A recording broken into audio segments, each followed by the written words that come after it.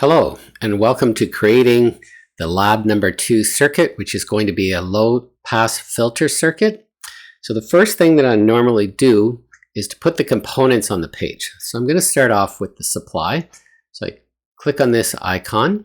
We're going to go to power sources, DC power sources, and then you select OK. I'm going to put it in this area. I'm going to put a second one, and now we have the power sources. And then you just click close.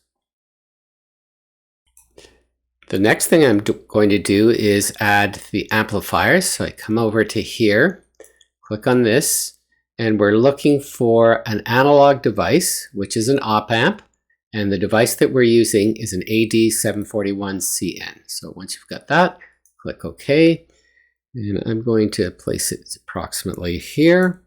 The second one over about here should be fine. And then if you created too many, just press escape and then close. The next thing I'm going to add is 2 resistors. So you can find that here. And you want to come down to where it says resistor. And then the one that I'm adding is a 1K. So it's already set to that value. You can find it or you can type it in. So I'm going to add 2 of them. Put one approximately here, and another one approximately here, and then click close. Next, I'm going to add a capacitor. So basic components here, capacitor, and I want a 10 nano. So I'm just going to type in 10 nano. And actually for C1, it is going to be 10 nano. So I'm going to type 10 and then N, so it finds it. And that's going to be up here, approximately. I can move it around afterwards. Click close. And here we want to go to properties, or sorry, not properties, to rotate it clockwise 90 degrees. We want it vertically. And then we're going to add a second capacitor, which is going to be 20 nanofarad. And we can type in the 20. There we go. And OK. And this time we want it horizontal like this. And this is going to be C2. Then click close. Now we have the resistors, the capacitors. Our circuit eventually, I believe, has 5 grounds. So I'm going to place 5 grounds here. So come over, place source. And it's going to be ground. And we're going to do 5 of them. So 1, 2. We now have 5 grounds. The next thing I'm going to add are the on-page connectors. So to do that, come up to here, go to place, connectors, on-page connector. And the first one I'm going to do is the positive supply. And I just type in positive supply. And then OK. And that names it. So that way I can use this anywhere in the page. I fixed an error I had here, and I'm going to add a second. So place, connectors, on page. And this is going to be my negative.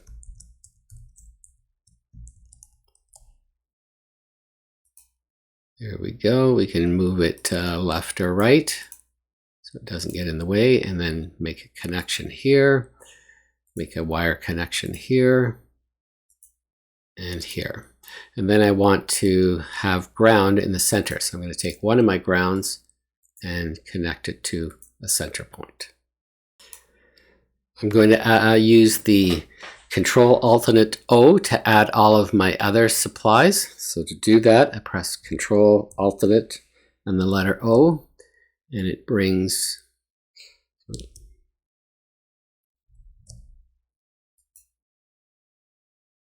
So I press Control, Alternate, and O, and I'm going to place the positive supply up here. Same thing, Control, Alternate, and the letter O. And I'm going to place the positive supply here. Now I will connect the wires. So I've already done some of them, but here's an example. Next, we're going to make some wiring connections. So come over here, for example, to pin number 2, and we want this to be the negative feedback. So every time I want to move the wire to a different point, I normally just click on it, and we're going to bring it up to this point and connect to that resistor. And I'm also going to connect to here. And then I need to connect the two resistors together. So I'm going to finish off my wiring connections. So we want this capacitor to go to this point, pin number 3. And then the other side of the capacitor is going to go to ground. We've done that here. And then this capacitor goes to the feedback and also in between these two resistors. Now I'm going to press Control Alternate and the letter O to add another on-page connector. I'm going to call this one Signal In. That's going to be for my input. And it's eventually going to be connected to pin 3. So I'm going to wire that now. And I'm going to have one called Signal Out. So I believe you have to click first and then Control Alternate and the letter O. And I'm going to call that. So I'm just double clicking on this. And I'm going to call it Signal Out. And there we go. And my signal out is going to be connected to that output. So I'm just going to drag this over so it lines up with this point here. And now I have my signal out. The first amplifier is essentially just being used as a voltage follower. So it gives us high input impedance and lower output impedance. And it has a gain equal to 1. My next step is to add the various pieces of test equipment, and we're going to be adding, first of all, the generator. So it's the second item down. You just click on it, and we'll drag it over to here for now. The second item we're going to add is the Bode plotter, and we'll bring that over to here. And the third item is the Tektronix oscilloscope, and I believe it's this one here. So I'm just going to drag it onto this part of the page. Next, we'll connect each of the grounds. So we have a ground here, and the ground here. The scope doesn't require the ground. It's internally connected to ground. Then we're going to add the signal in and signal out to each piece of equipment that requires it. On the Bode plotter, we're going to require a signal in and a signal out. So just click somewhere on the page. Control Alternate and O, and we'll place it here, and we're going to add signal out, and then we need to connect the wires from here to the positive output and here to the signal input. So I have my generator going to pin number 3, the positive input. I'm also connecting that to the Bode plotter. And the output is also being connected to the Bode plotter, and the input and the output going to the oscilloscope as well. To set the generator, I double click on it, and I want to select sine wave. So I could do sine, triangle, square, but in this case it's going to be sine.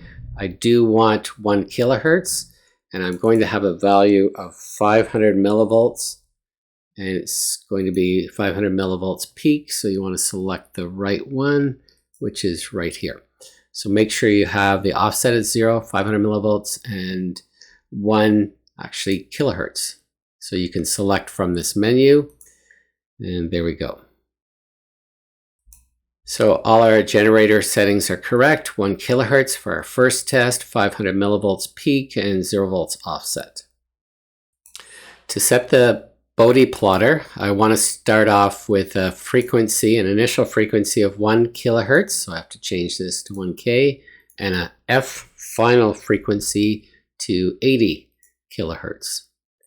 And for the decibels, I want my final dB to be 10, and the initial dB to be minus 40 dB.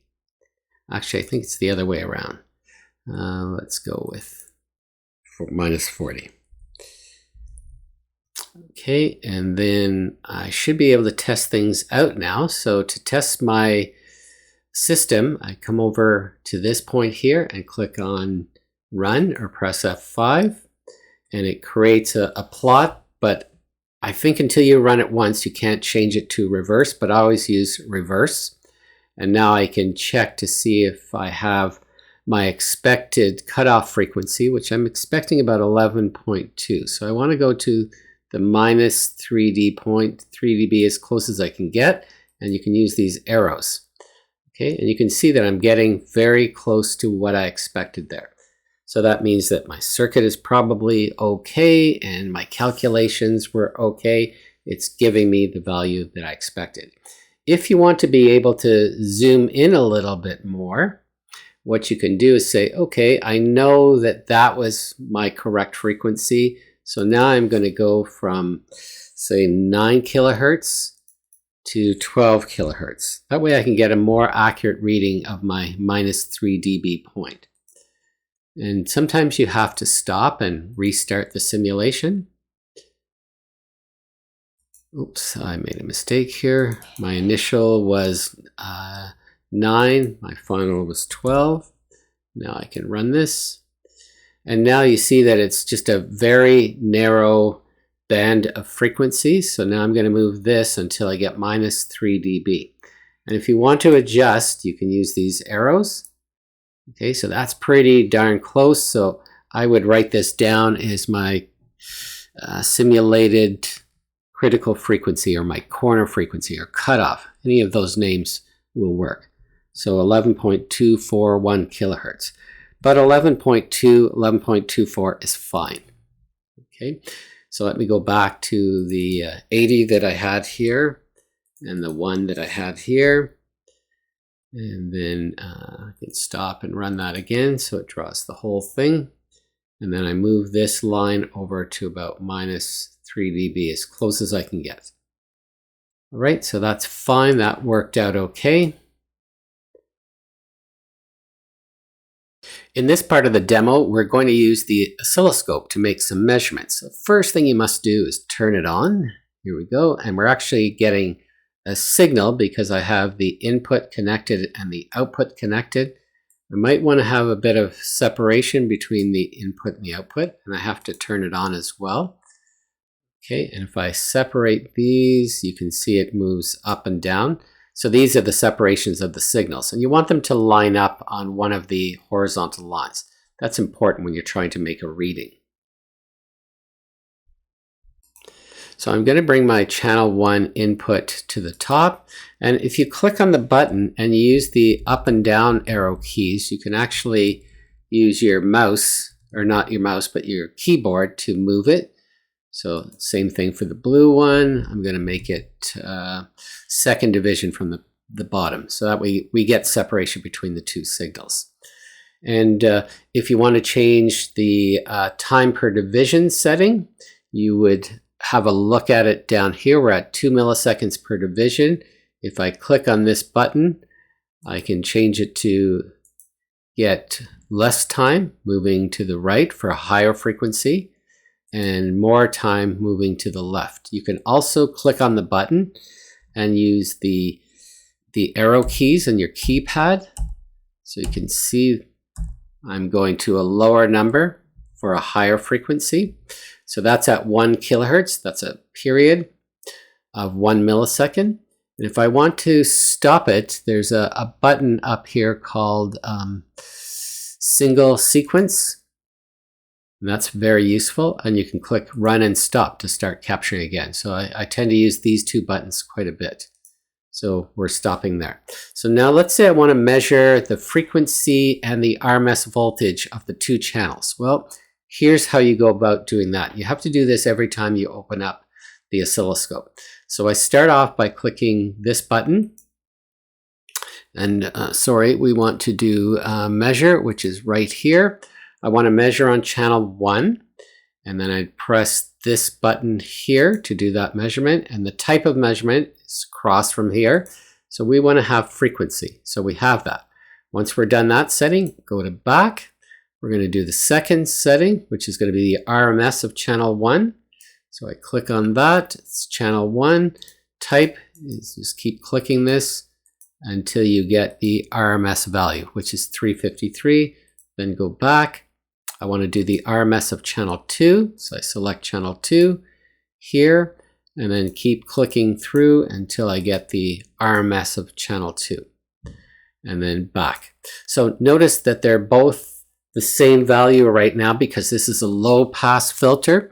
So the signal is being passed through the filter. So whatever we had initially is being passed through.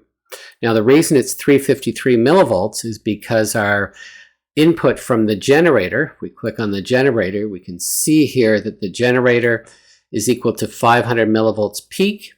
And if you do a calculation to find the RMS value, it's the peak value, 500 millivolts times 0.707, and that gives us 353, just like the scope is showing us.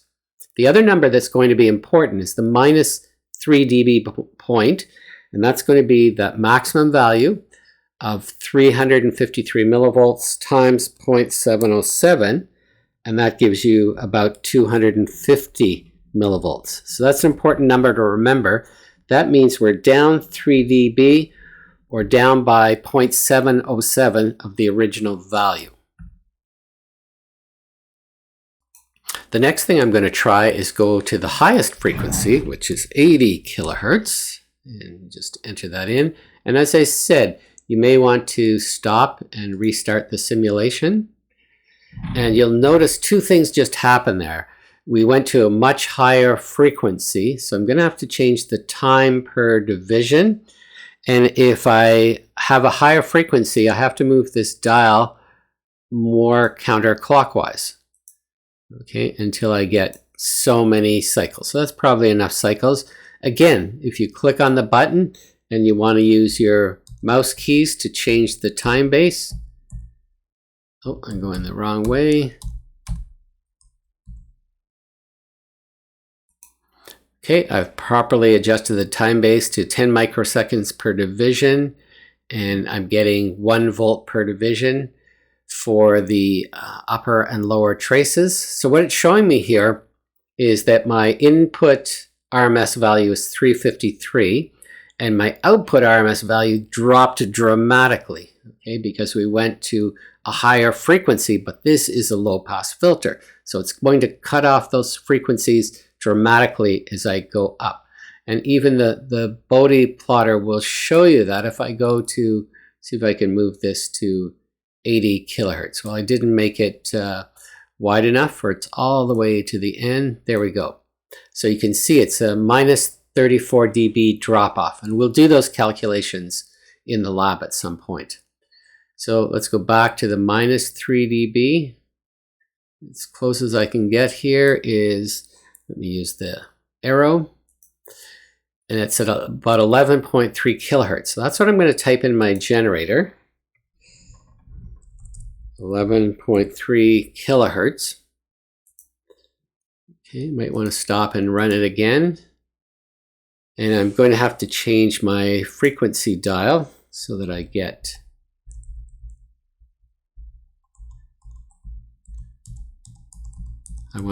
about that number of waveforms. Now, here's an important number to look at. Is the frequency is now at that cutoff frequency, the 11.3 kilohertz, which is around here. Let's see if I can get that close, and then use the arrows to fine tune. So about 11.3. And what's happening here is the original signal was 353 millivolts at the output, and now it's dropped down by to a voltage of 248 millivolts. Okay, and that's the minus 3 dB point, which is 0.707 of the original. All right, so let's just do a quick review. These are the dials to change the position of the channel 1, channel 2, the volts, and then I could like to use a run and stop and single trace. That's very important, and this is the time. So there's not very many buttons here. The power, the volts for channel 1, volts for channel 2, the time per division, the single sequence, and the run stop, and the other one is the measure. Okay, and setting up the measure. Hope all of this helps for doing lab number 2. Bye for now.